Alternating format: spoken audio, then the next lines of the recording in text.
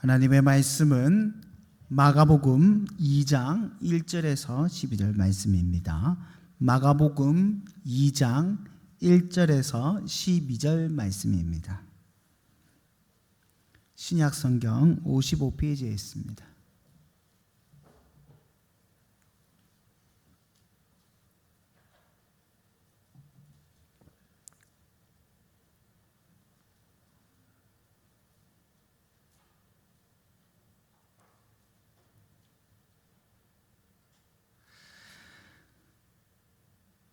다 찾으셨으면 함께 교독하시도록 하겠습니다. 제가 먼저 읽겠습니다. 수일 후에 예수께서 다시 가버나움에 들어가시니 집에 계시다는 소문이 들린지라.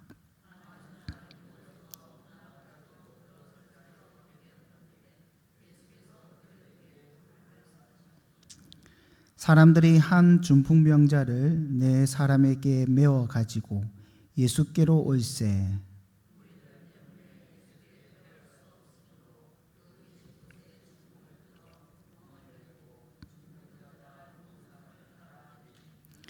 예수께서 그들의 믿음을 보시고 중풍병자에게 이르시되 작은 자야 내 죄 사함을 받았느니라 하시니 이 사람이 어찌 이렇게 말하는가? 신성모독이로다. 오직 하나님 한 분 외에는 누가 능히 죄를 사하겠느냐?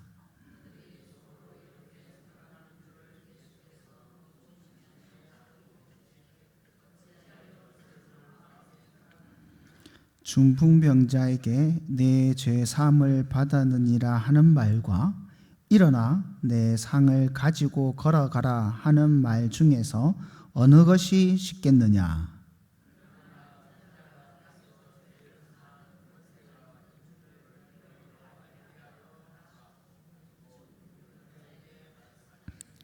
내가 내게 이르노니 일어나 내 상을 가지고 집으로 가라 하시니 그가 일어나 곧 상을 가지고 모든 사람 앞에서 나가거늘 그들이 다 놀라 하나님께 영광을 돌리며 이르되 우리가 이런 일을 도무지 보지 못하였다 하더라.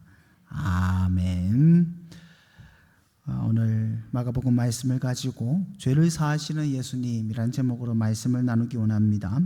계속해서 이제 수요일날은 킹덤 스토리를 살펴보고 있습니다.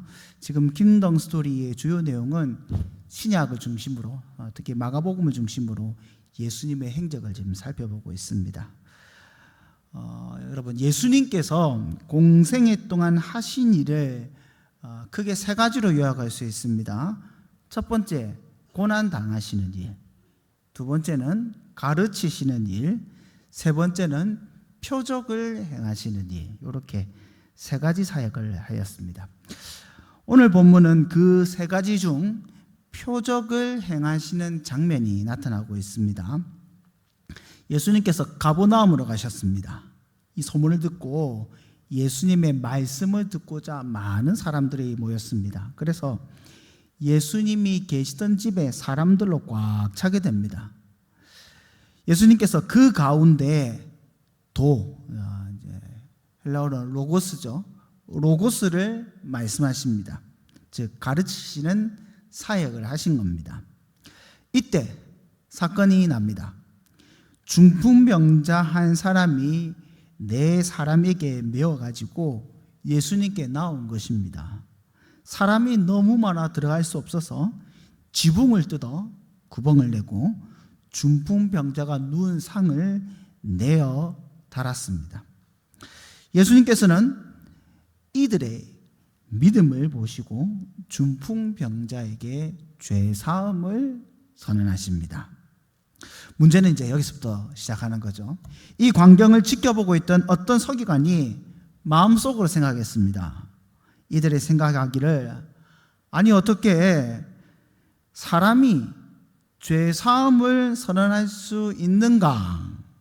하나님이 아니고 그 누가 죄사함을 선언할 수 있는가? 이는 신성모독이다. 유대 사회가 히브리 사회지 않습니까?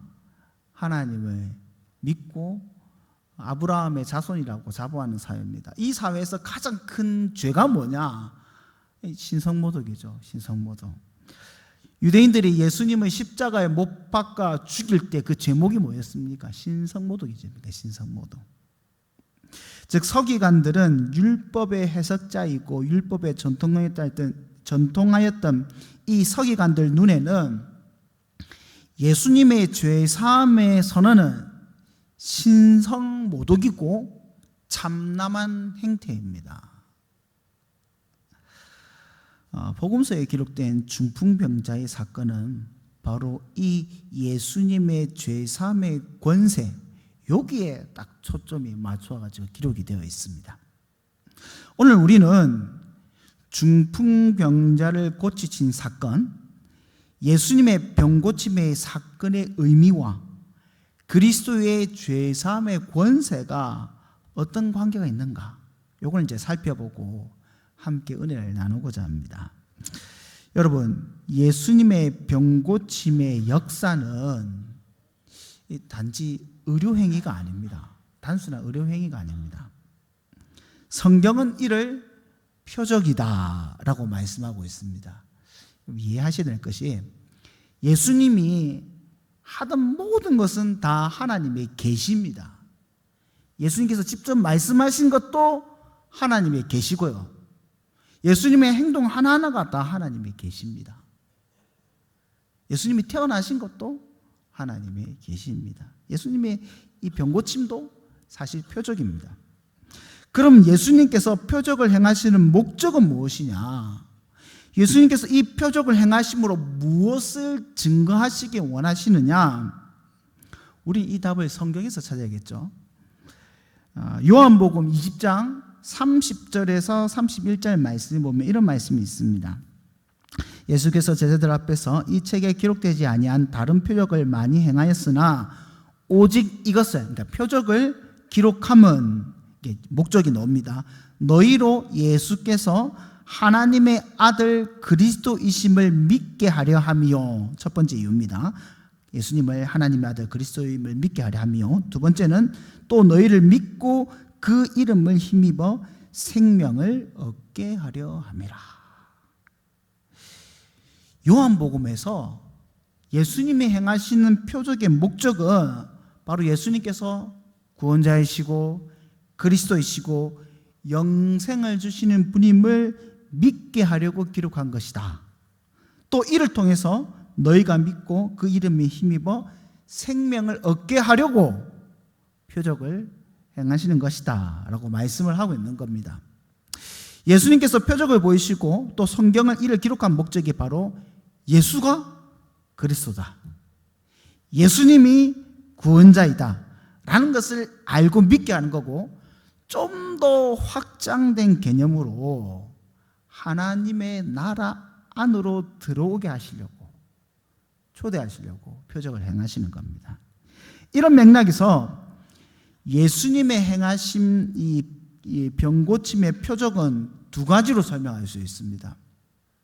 첫 번째는 예수님의 병고침은 하나님 나라로의 초대이다, 초청이다, 초청하시는 표적이다, 이렇게 볼 수 있습니다. 우리가 예수님의 병고침의 의미를 이해하기 위해서는 먼저는 구약에서 이 병이라는 것이 어떤 의미인가를 먼저 파악하셔야 됩니다. 구약 성경에서 병이란 육체의 흠입니다. 즉 병들었다는 말 이꼬를 내가 육체의 흠을 가지고 있다라는 의미입니다. 자, 그러면 육신의 병이 있는 자, 즉 육신의 흠이 있는 자가 할 수 없는 것이 있습니다. 뭐냐? 하나님의 집에 들어갈 수 없습니다. 이게 참 중요합니다. 하나님 집에 들어가야 하나님을 만나고 하나님과 교제를 누릴 수 있습니다. 하나님 집에 들어가서 제사도 드리고 예물도 드리고 그럴 수 있는데, 육신의 흠을 가진 자는 하나님의 집에 들어갈 수 없습니다. 이 때문에 하나님께 더 가까이 갈 수가 없어요. 레위기 21장 17절에서 21절을 보면 여기에 대해서 이야기를 하고 있습니다.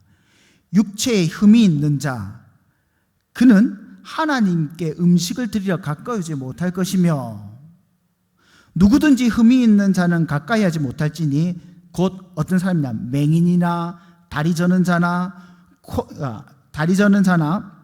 코가 불안한 자나 지체가 하나 더한 자나 팔이 부러진 자나 손이 부러진 자나 등이 굽은 자나 키가 못 자란 자나 눈에 백막이 있는 자나 습진이나 버진이 있는 자나 고환이 상한 자나, 이런 사람들은 하나님의 음식을 드리러 나오지 못한다.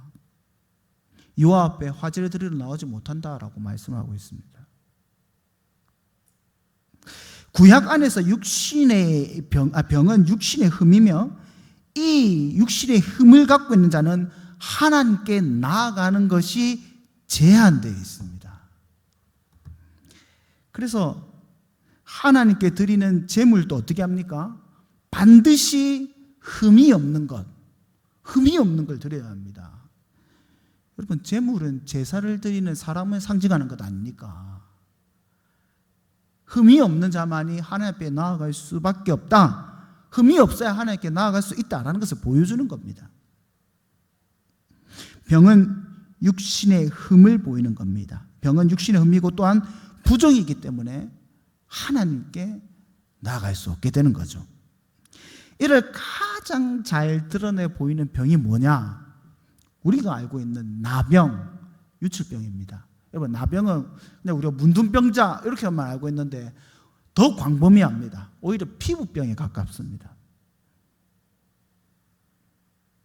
나병, 유출병이 있는 자는 스스로 부정함을 외쳐서 자신이 부정한 것을 알려야 하고 감히 성전에 들어갈 수 없습니다.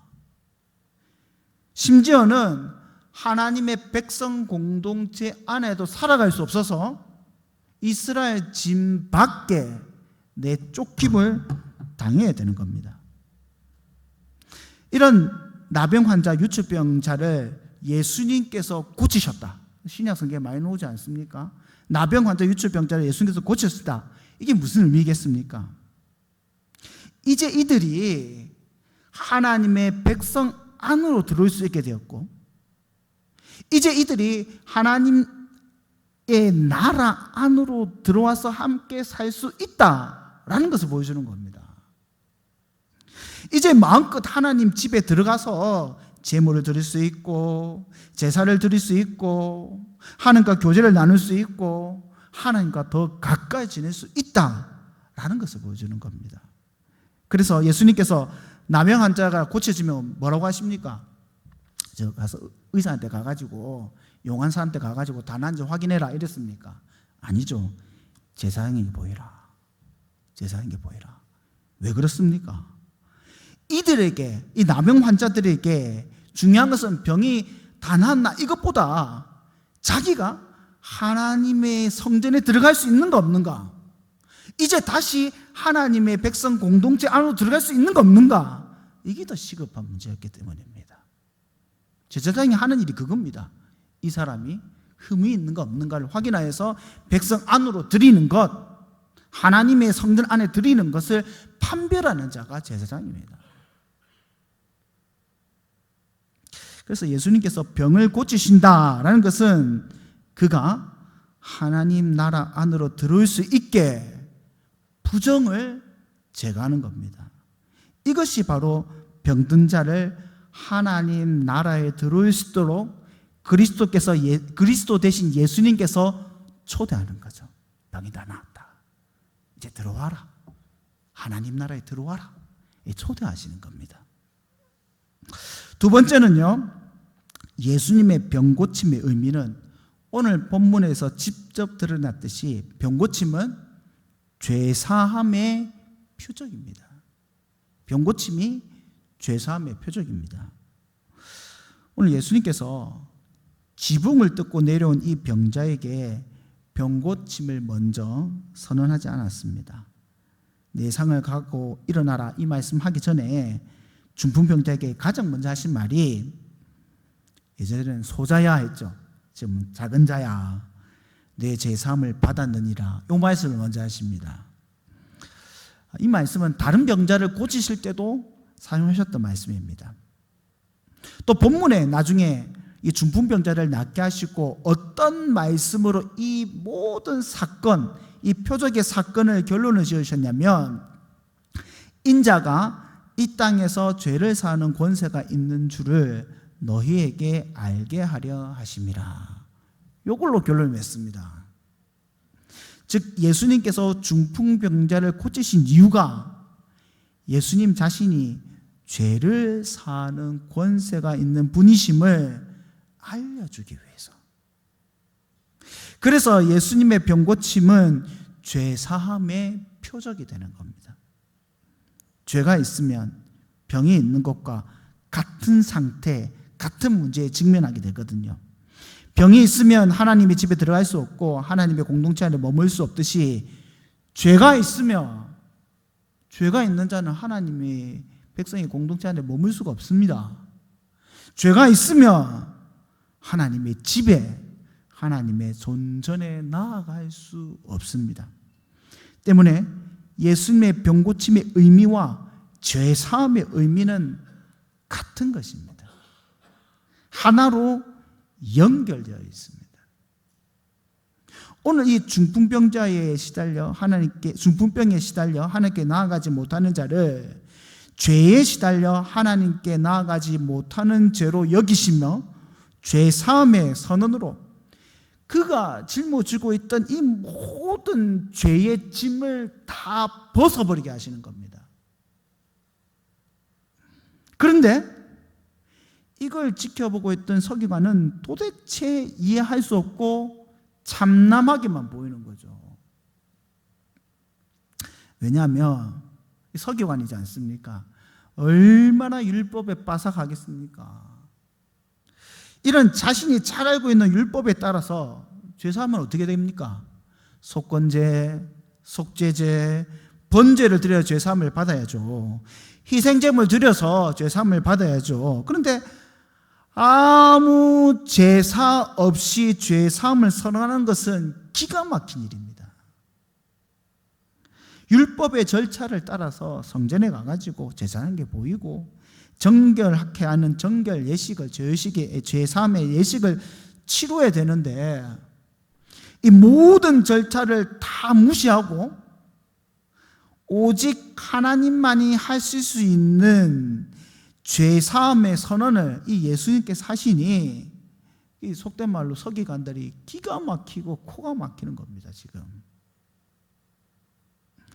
율법에 따라서는 이게 명백한 신성모독입니다. 스스로를 하나님이라 말하는 거 동일한 거죠. 그런데 이 행위가 신성모독이 되지 않는 유일한 방법이 있습니다.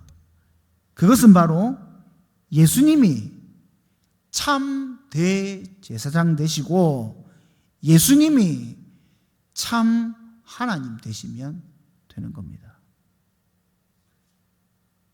아마도 이 제사함을 받은 자들은 다 알고 있을 겁니다. 또 여기 앉아 계시는 분들도 아마 다 알고 있을 겁니다.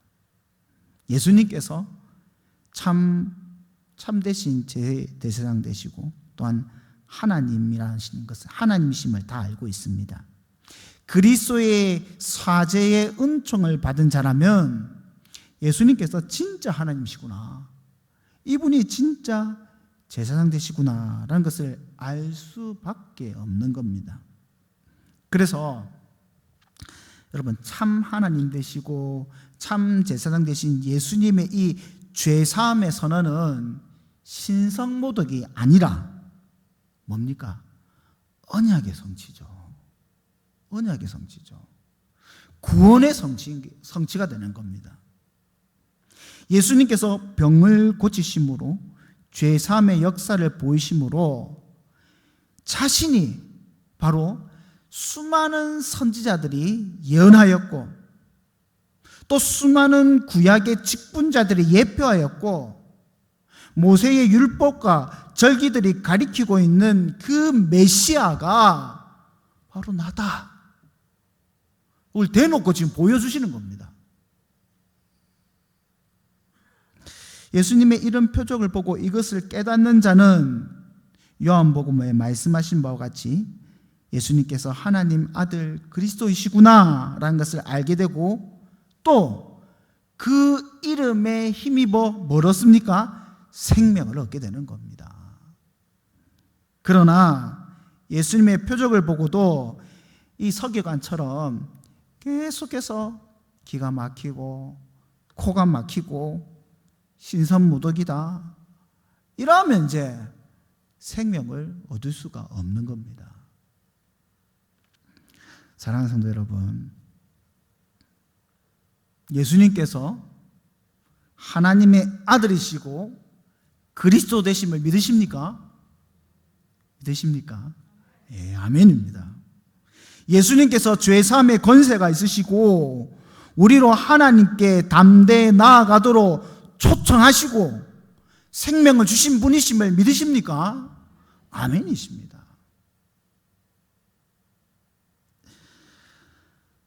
만약 여전히 그리스도께서 죄사함의 권세로 영생을 주신다는 이 복음을 무슨 소리고 황당하고 참담하고 기가 막히고 코가 막히고 사람을 기만하는 이야기다 라고 생각하시면 큰일 나는 겁니다. 아니면 그냥 예수님의 병 고치심, 이 능력, 이 이적, 기적 이것을 체험하는 것만 원하고 그것과 죄사함은 아무 관계가 없고 거기에는 관심이 없다는 것도 큰일입니다. 여전히 병자가 나음을 받은 이적은 너무나 놀랍고 굉장한 일이지만은 죄사함의 은혜는 그것보다는 쉽고 그것보다는 덜 놀랍고 조금 덜 하더라도 좀 하찮은 일이다 라고 생각하신다면 정말 큰일입니다. 만약 그렇게 생각하는 사람이 있다면 예수님을 그리스도로 아는 자가 아니라 예수님이 뛰어난 의사 혹은 뛰어난 미신술사, 요술사죠. 마술사가 아니고 요술사쯤으로 여기시는 겁니다.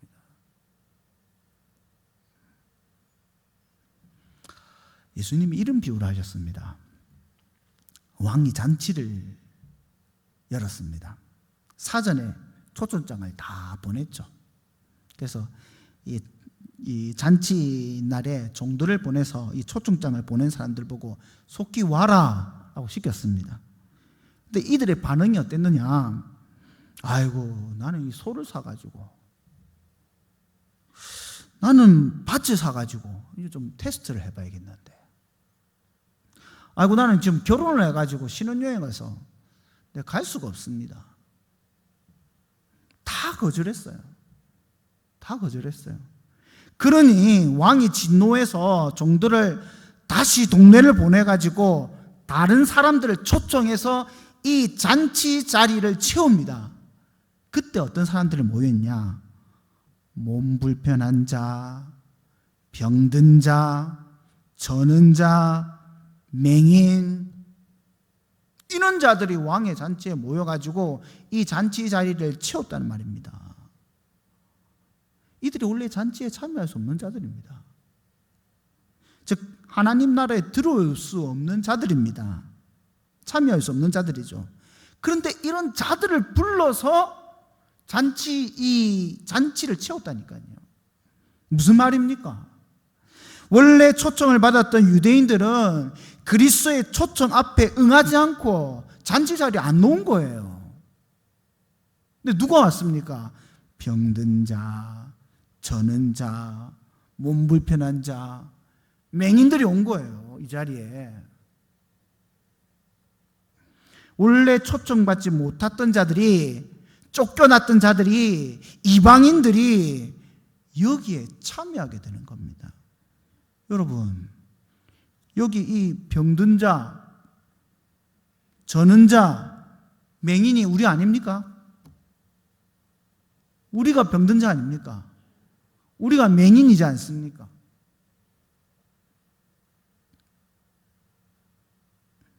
우리는 바로 죄로 흠이 많은 자들입니다.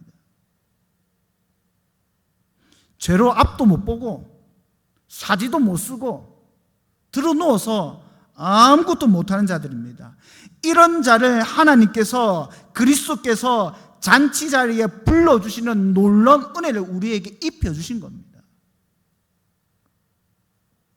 이런 우리에게 죄사함의 권세는 별것 아닌 것이 아니라, 이 죄사함의 권세는 다른 말로 하면 사죄의 은총이죠. 이 사죄의 은총은 참으로 놀라운 그리스도의 은혜며 인류의 인생을 바꾸어 놓는, 우리의 영적인 신분을 완전히 송두리째 바꾸어 놓는 하나님의 놀라운 은혜인 것입니다. 오늘 그 예수님께서 그 치료자로 오시는 거예요. 우리한테 매 예배 시간 때마다 이 자리가 사죄의 은총이 일어나는 자리가 되는 겁니다. 이사야 53장 말씀과 같이 그는 실로 우리의 질고를 지고 우리의 슬픔을 당하셨거늘 우리는 생각하기를 그는 징벌을 받아 하나님께 맞았고 고난을 당한다 하니라.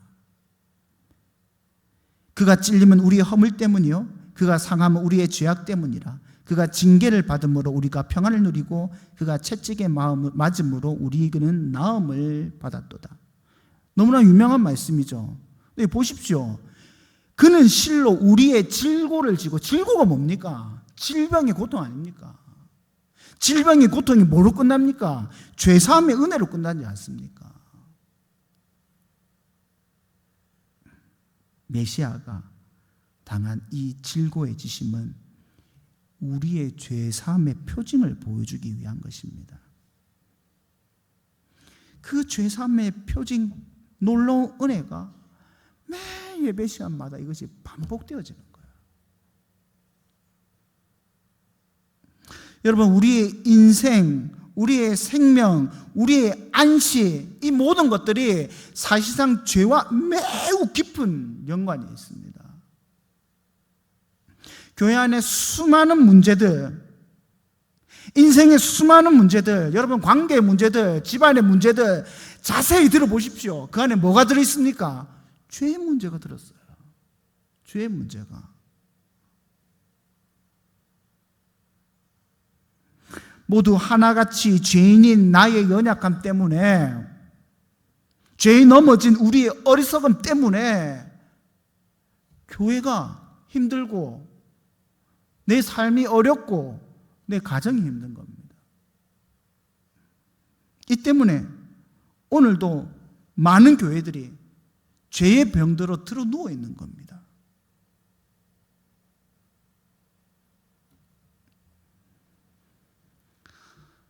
죄사함의 권세가 처음 예수 믿을 때만 우리에게 필요한 겁니까?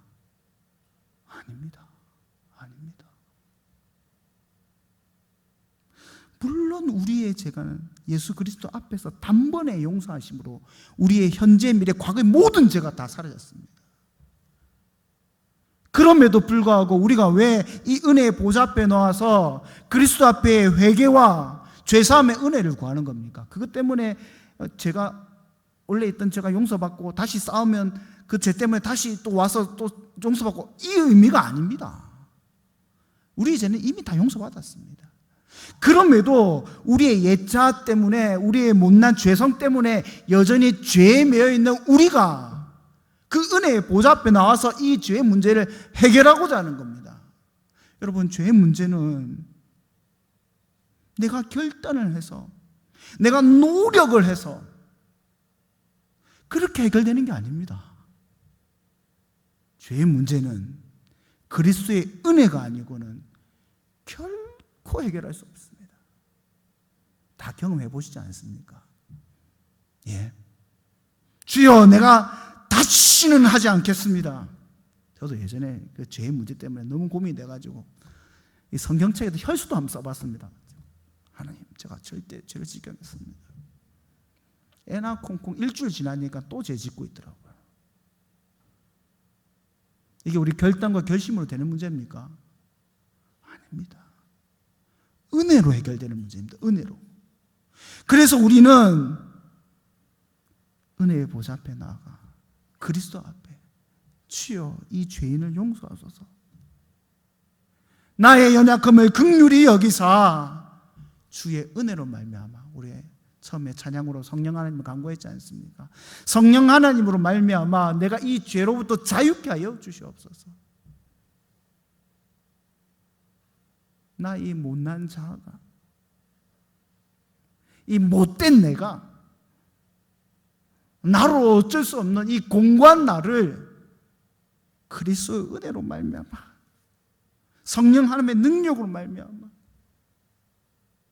내가 이것에서 해방되어지고 자유하게 되고, 내가 죄에 매여서 죄의 선택을 하고 내가 내 주인이 되어서 살아간 것이 아니라 이 모든 것들을 그리스도 앞에 다 내려놓고 정말 자유함으로 평안을 누리게 하옵소서. 여러분, 이런 마음으로 우리가 매주 예배에 주님 앞에 사죄의 은혜를 구하며 나아가는 것이지 않습니까? 바라기는 죄사함의 권세가 오직 그리스도 안에 있음을 고백하시며 날마다 이 은혜의 보좌 앞에 나오셔서 주 앞에 엎드려 주여, 나는 죄인입니다. 나를 용서하소서. 나를 깨워부셔서 주의 교회를 세우시고, 나를 깨워부셔서 우리 가정을 세우시고, 나를 깨워부셔서 하나님 나라를 세워가소서. 회복해 하소서. 우리 다 함께 주님 앞에 고백하며 간구하시는 귀한 성도님 되시기를 주님의 이름으로 간절히 소망합니다. 우리 다 함께 기도하시겠습니다. 사랑의 하나님, 우리는 병자입니다. 내가 고칠 수 있는 병자가 아니라, 어디 방법이 있는 병자가 아니라 아무 방법이 없는, 아무 희망 없는 병자입니다. 우리의 희망은 오직 우리의 죄의 사함을 선언하시는 예수 그리스도밖에 없으니 우리가 주님 앞에 엎드려 주의 은혜를 간구하며 기다린 자 될 수 있게 하여 주시옵소서. 주여, 이 죄인을 용서하소서. 주여, 이 죄인이 주님 앞에 깨어지게 하옵소서.